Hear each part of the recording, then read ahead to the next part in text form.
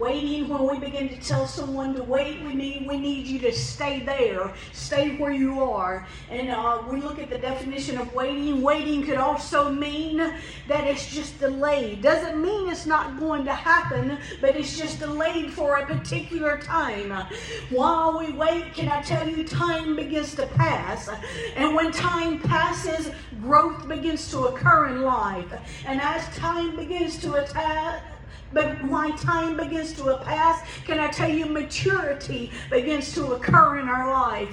And as we begin to mature, we begin to see healing begin to take place in our life. And sometimes while we wait, we have time for emotional healing. We have time for spiritual renewing in our life. We have time for these things to take place while we are waiting. Waiting can also lead to a couple of things. Waiting can lead to frustration. Waiting can lead to anger in our life. But while we're waiting, we can also have time to reflect upon our own life. While we're waiting, we can be renewed. While we're waiting, we can look at our faith, and our faith could have time to grow. Our faith will have time to increase in our life. We're even finding peace maybe in the things that we're battling. Maybe the things that we are battling, we can find peace while we're waiting. I want us to look in the book of Isaiah chapter 40 and 31, and it says wait. Come on, does somebody say wait? It says wait and renew your strength. Also look at the book of Ecclesiastes 3 and 11. It said he made everything beautiful when? It said he made everything beautiful in his time.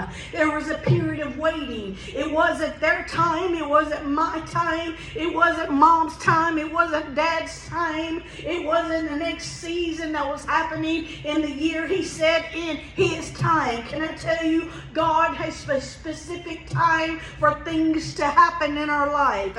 I want us to look in the life of Abraham.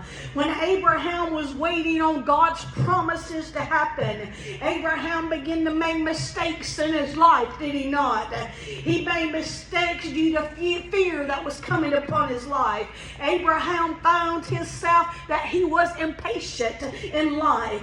Abraham found that he was lacking the trust in God in his timing of his life. Can I tell you, when Abraham was going to see Pharaoh, he began to look at his wife Sarah. He said, Sarah, I want you to tell them that you're my sister. You're not my wife. Rather, he wanted to tell him that you were my sister rather than my wife.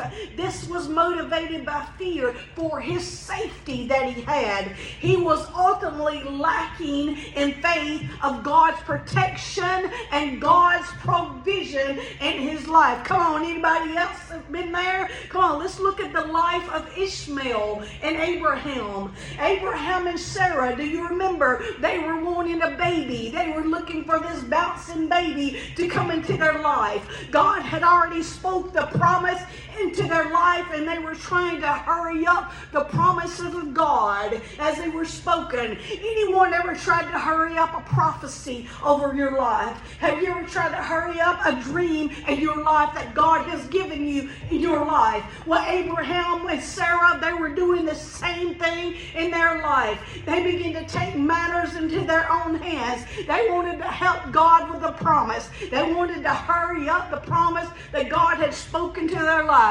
They were ready for this bouncing baby to come into their life. So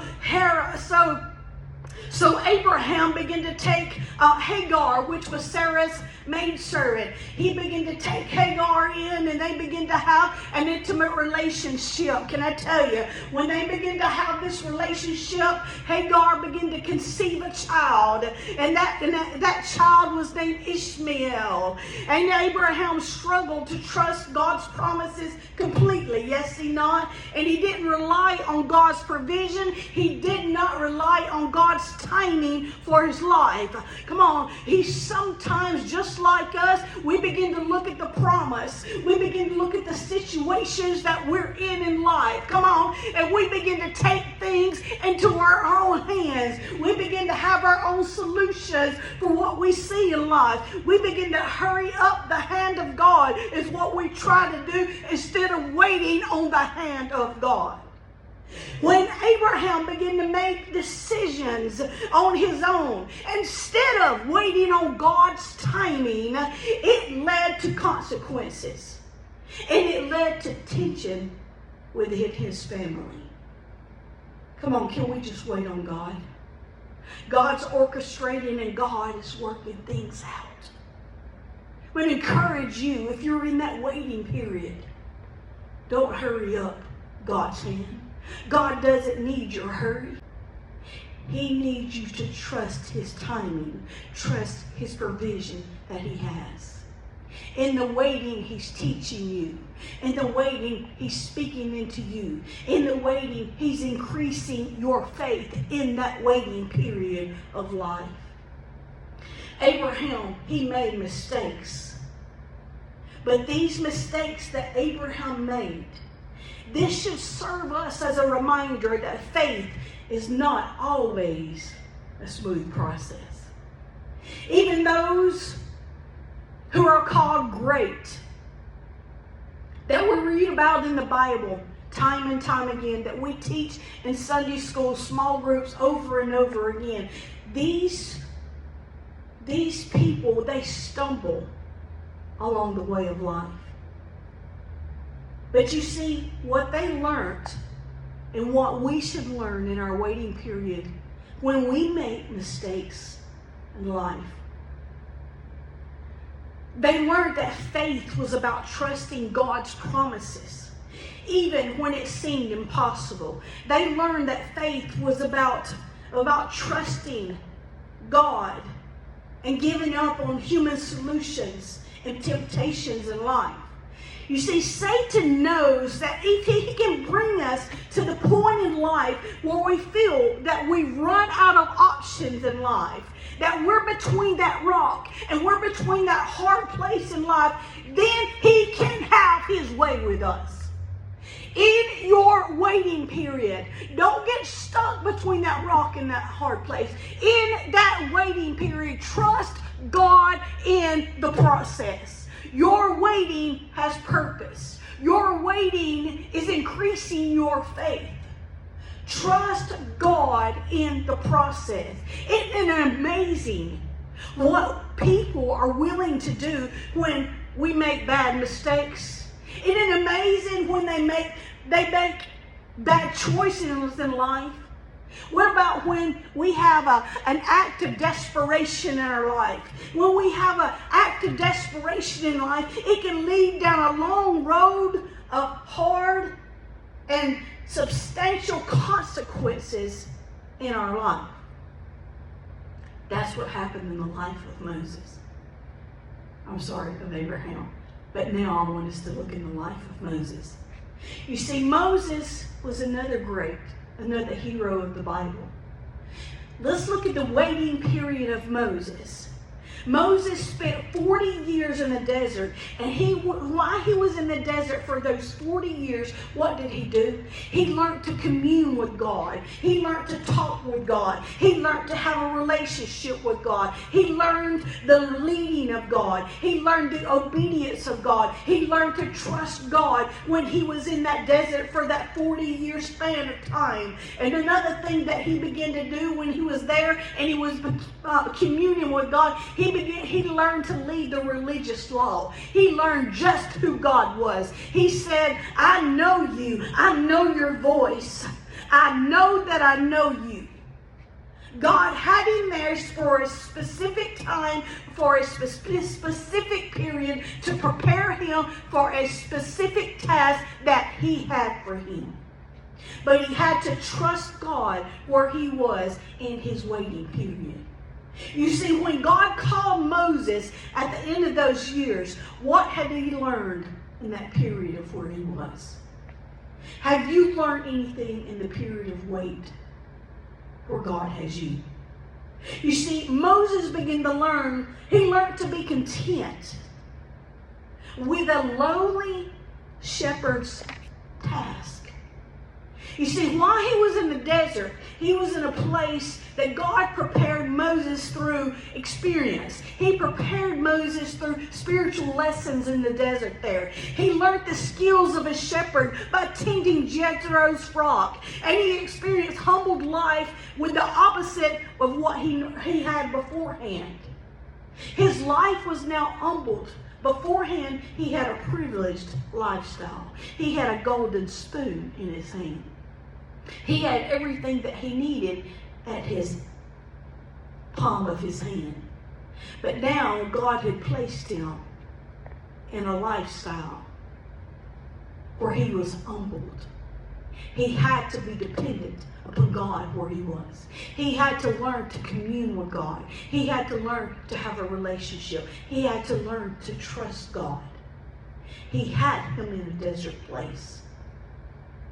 If you're in a desert season right now, God's preparing you for a season of breakthrough.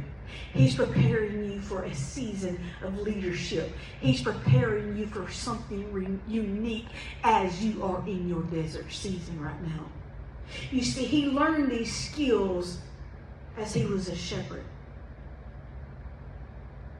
He learned to be humble instead of living the privileged life that he had.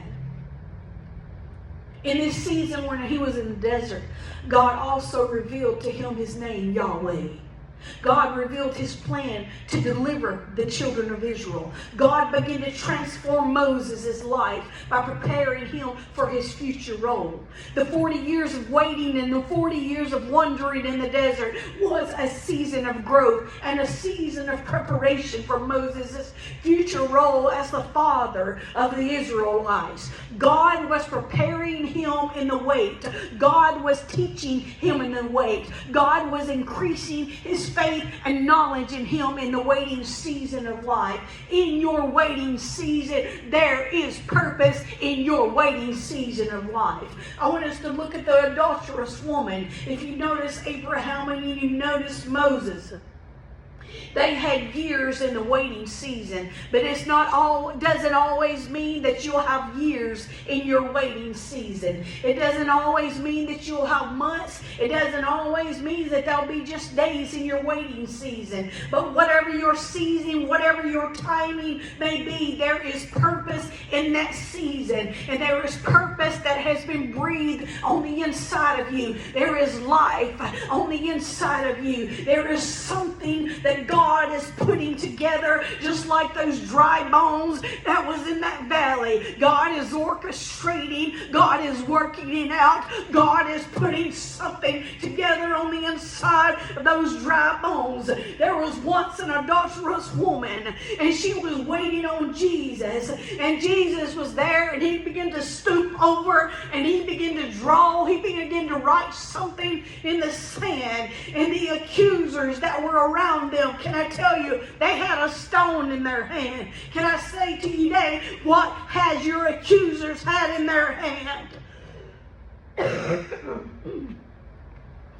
They had a stone in their hands.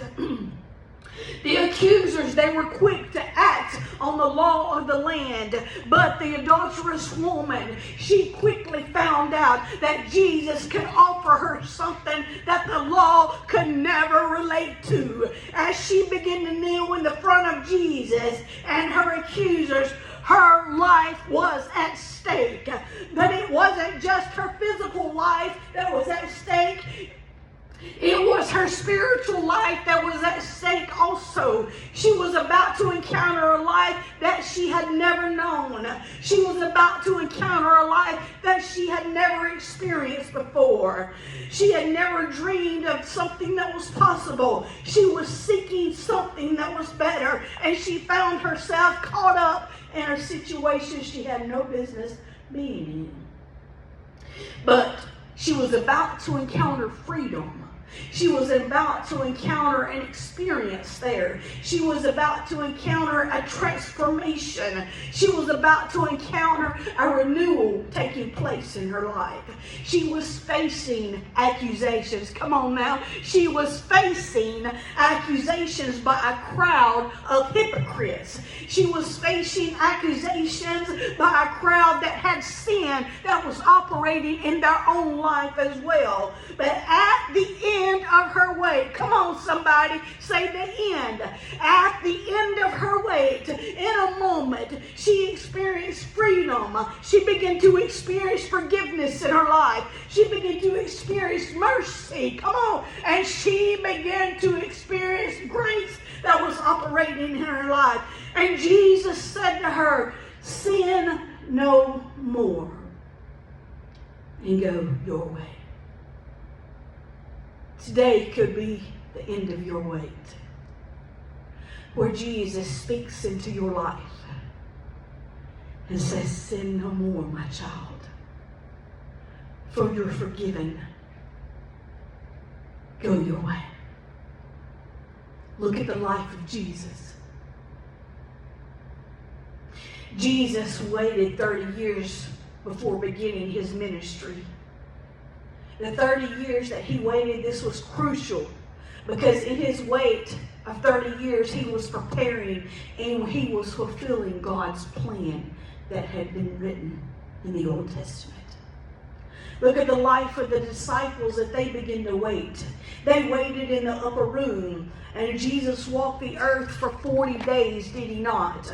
They were obedient, and they waited just as he had said, and something began to transpire in their life that they could never begin to explain inside of the upper room. They waited, they were obedient, and something happened in their life. Come on, if you're waiting and you've not seen anything happen yet, just stay where you are. Just be obedient. Know that you know the voice of the Lord. He hasn't left you. He hasn't forsaken you. He's seen you. He gets you right where you're at. Just as they were waiting and expecting something to happen inside of that upper room, can I tell you where you are in your season? You need to wait. You need to watch. And you need to expect something to happen in your life as well. Now let's look at the life of Paul in his waiting season. And Paul waited 3 days when he lost his sight. In his waiting, God had him in a place where Paul had lost everything. He had him still so that Paul could reflect on the voice of God that he had heard, that was a shining light that was coming from heaven. And he began to ask Paul, why are you persecuting me, Paul? In those 3 days, Paul was healed. In those 3 days that he was blind, can I tell you, Paul was transformed. In those 3 days of waiting, can I tell you, he was filled with power. Paul had been killing, and Paul had been persecuting the Christians. Can I tell you, Paul also, he wrote the majority of the New Testament. He had zeal when the Lord began to transform him. But can I tell you, his zeal was now for the lost. His zeal was relentless, is what it was. In that waiting period, can I tell you, he's got you waiting, because just as Paul had him, God has something special for your life. He has something unique for your life in your waiting period. Your period could be those 40 days, those 40 nights. Your waiting period could be just at the feet of Jesus as the adulterous woman. Your waiting period could be the 3 days as Paul would go blind for 3 days. At the end of 3 days, his life forevermore changed, and we're still reading stories from Paul today that is still changing lives. Can I tell you, your waiting period has purpose where God has you. Don't forsake the waiting period. That waiting period is actually a gift from God if you're obedient and you trust God in the process of that waiting period. The waiting, it has purpose. The waiting is not to drag you down. It's to prepare you. It's to allow God to work and to orchestrate things out, and then He's going to speak these things into His existence. While you're waiting, you're to prepare. While you're waiting, you're going to face many challenges in life. You're going to face many failures. You're going to face many mistakes in life in your waiting period of life. Maybe you feel like you've been in one of these situations. Abraham, Moses, the disciples, the adulterous woman, Paul. Each of those had different types of waiting periods, and different gifts and different purposes also. But maybe you felt like you've been in the valley of dry bones for so long, those bones are just not going to come together. Well, I'm here to tell you today that it's time for those bones. It's time for things to come together in life. It's time to walk out that purpose. But remember what the scripture said. It was in His timing. That timing is close. The timing is near. So don't give up in your waiting period. Don't throw the hat in on your waiting period. Don't make decisions on your own in your waiting period. God gets you. God understands. He sees your frustration. He sees your anger. He hears your questions. But in each of these stories where we see that there was a waiting period, God came through every time. And can I tell you, God is going to come through for you as well. Your calling, your purpose is as unique as you are. God's working. God's orchestrating. He's putting things into play, in motion. But He's also teaching you. Pass the test. Listen to your teacher. He's a good, good God. He's a perfect God. He's a loving God. And can I tell you, your waiting period has purpose. And your waiting season is almost over. So learn the lessons He's teaching you. And get ready. And get ready.